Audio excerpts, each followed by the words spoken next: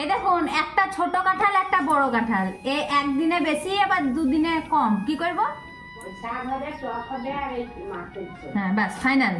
আজকে সকালের টিফিনে মা বানিয়েছিল সরু চুকলি বা গোলা রুটি যাই বলবে। এটা কিন্তু কালকেও বানিয়েছিল, কালকে খেতে খুব ভালো হয়েছিল, তার জন্য কিন্তু আজকেও আবার বানানো। সকালের টিফিনে কিন্তু সবাই আমরা ওই সরু চুকলিটাই খেয়েছিলাম।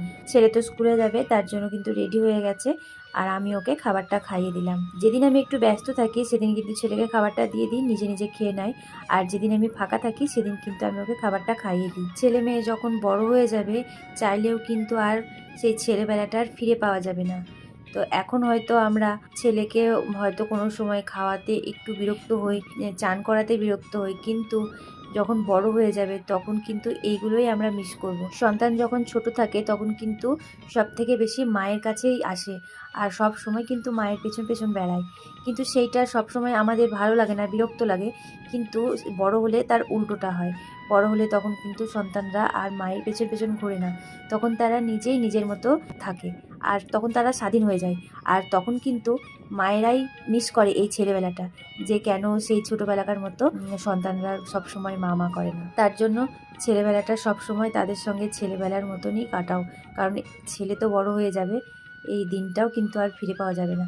মাঝে মাঝে আমিও খুব বিরক্ত হই, তারপরেই আবার মনে করি যে না, ছেলে তো বড় হয়ে যাবে, তখন কি আর বলবে যে মা আমাকে স্নান করিয়ে দাও কিংবা খাইয়ে দাও, তখন তো নিজে নিজেই সব কিছু করবে।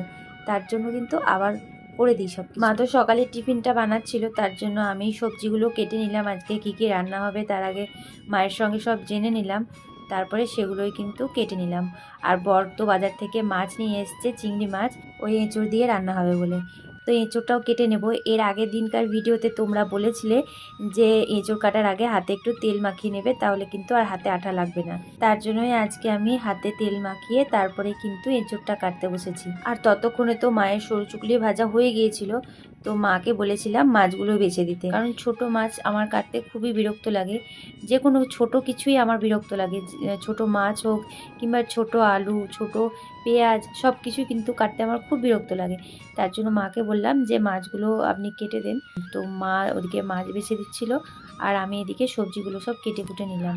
আর আজকে যেহেতু আমের চাটনি হবে, ছোট আম কিন্তু সেদ্ধ হতে দেরি হয়, তার জন্য আমি প্রেসারে আম আর এঁচোড় একসাথেই কিন্তু সেদ্ধ বসিয়ে দিলাম। এত ছোট ছোট আম কোথায় পেয়েছি জানো? কালকে ঝড়ে এই আমগুলো পড়েছিল, তো পাশের বাড়ির একটা দিদা আমাকে এই আমগুলো দিয়ে বললো চাটনি করে খেও, তাই সেই আমগুলোর আজকে চাটনি করছি। কালকে বর 5 জনের জন্য 5টা আইসক্রিম নিয়ে এসেছিল, তো ছেলে মেয়ে বাড়িতে